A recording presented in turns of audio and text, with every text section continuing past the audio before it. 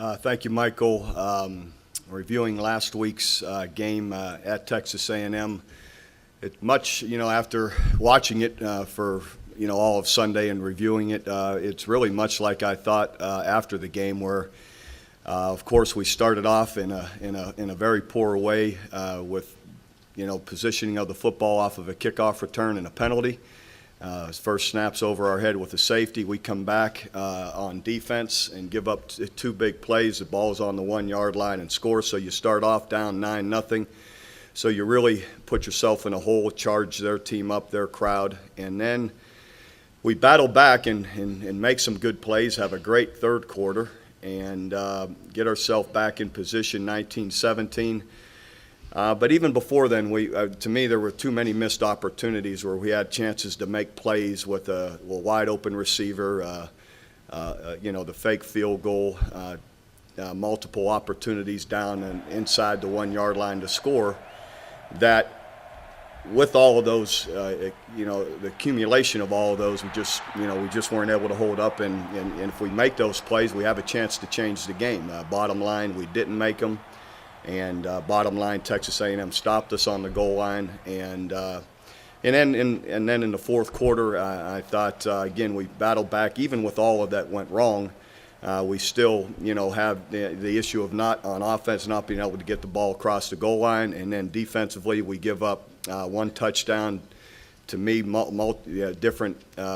Run game I thought was the main issue on the one drive, and then we bust the coverage, or actually we're in the coverage, we just squeeze on the underneath people, and we should have two guys deep, and we end up with the receiver running behind everybody. So just poor defense in that regard, and so together they that's what results in a loss. Also the kickoff return right out of the half was a big blow, because same thing, it's 12-0. We end up, we're going to score on our first drive and make it 12-7, but, they have the touchdown that puts it at 19. Just, again, poor execution on our part. So that brings us to this week with, it's just another tough game for us with Texas Tech, a team that's got a lot of people back, just coming off an excellent win against Missouri. And, they got a lot of players back from a team that beat us a year ago down there. So, again, we'll have to have a great week of work in preparing, correcting some of our mistakes, being more disciplined in what we're doing, and, to have a chance to win. This team, again, with the excellent win last week coming from behind, they were down, to Missouri, came back and won. And really played well. Potts, like always, throwing the football really well, and a good, solid football team right now when you see the way they're playing. How would you grade your offensive line for the whole season? I'm not much on giving grades. They've been maybe overall, they've been consistent. Inconsistent. It's been a little of both, because I'm not going to sit here. We're 7-2, and we've played well in a lot of cases. So, and the other night, there's a lot of cases where we played well. We didn't play well on the goal line. So to sit here and act like they haven't done anything and they haven't done fairly well, I don't think would be correct. So they're also a reason why we have 7 wins. Is it fair to say you've pass blocked mostly pretty well, Bob, but not run blocked as well as you need to? Is that a generalization? I thought the other night there were occasions we didn't pass block as well as we could have either.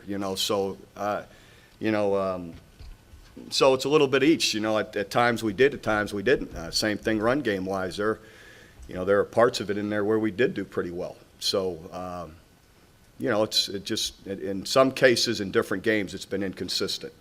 In other games it's been very good, and you'd have to admit that for a good part of the year. Bob, defending the zone read, they got the big play on the opening play. Most of the time, you defended fairly well. What happened on the couple of plays? It's late in the game. We're not lined up correctly, so it's mental mistakes primarily at linebacker, and then in the first case when he pulls the ball, it's primarily the secondary in our positioning. With mostly the safeties and where they position themselves and reacting to the pull, because everybody pulls it, whether it's a big-time running quarterback or not. And we need to, the defensive end needs help outside to help get the ball back to them. Bob, when you guys sit around and look at the obvious question about the other night, you can bounce back from that kickoff return to begin the third quarter, and the numbers were just remarkable. -24 is what they had in the third quarter. But then all the numbers outside of that third quarter were just not good at all. Are you putting your finger on anything new? Yeah, well, some of it, again, the fourth quarter, some of the runs were primarily, again, alignment. So mental mistakes. And some other runs early in the game that, that caused yards. Defensive end, 3 different occasions as he squeezes the ball, he doesn't, gets cut off by a receiver. Another time squeezes too far, the ball bounces around him. So other times we got guys to make plays, didn't make them. On the other side of the ball, and just the mentality, those other 3 quarters, are you getting any ideas that maybe this is what the problem is, or is it just pure execution? Well, I believe it's execution. In the end, I could sit here and say all kind of things, but they don't matter. They're just excuses or reasons. I'm not much on that. You guys can give them all out there, whether it's inexperience, whether it's, they're on the road, they're not focused. In the end, it's, our guys practiced well, they're attentive in meetings, we work hard at it.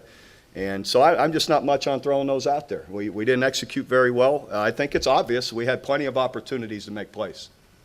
And you have to make them. If you drop the ball or overshoot a guy or, those kind of things, or you can't get it inside the one, you're not going to win in a lot of occasions. And so we had multiple opportunities that we didn't convert.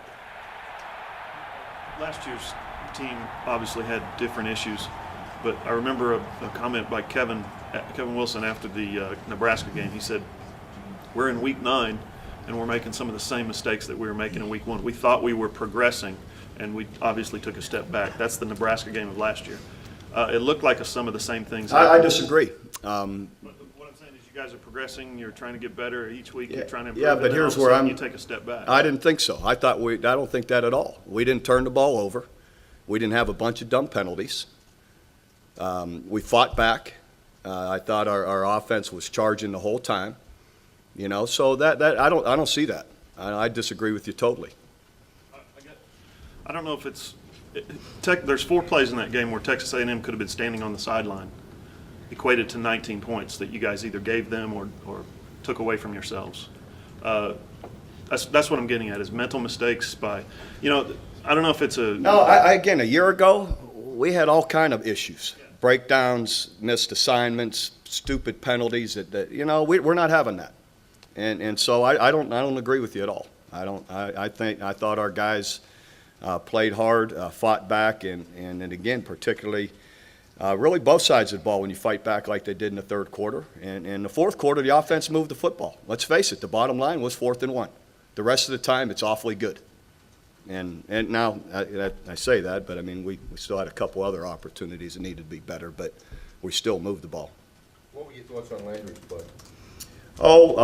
Kind of like the rest of them, inconsistent. I thought, at times, what I was really excited about, though, was starting off not so hot, obviously, and in the second half, really responding. I thought in the second half he played really well, and in just about all cases, and that's good. Quarterbacks sometimes can get down on himself, and maybe a year ago he wouldn't have been able to respond back, having starting off, struggling, and then, but he regrouped, everyone regrouped and came back, and he played really well, which, shows also some growth and maturity.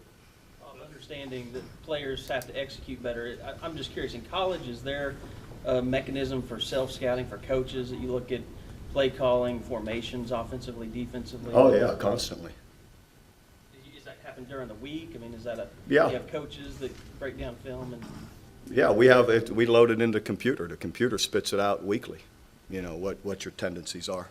In the old days, we would have to go through and do it ourselves on paper, but not in today's world.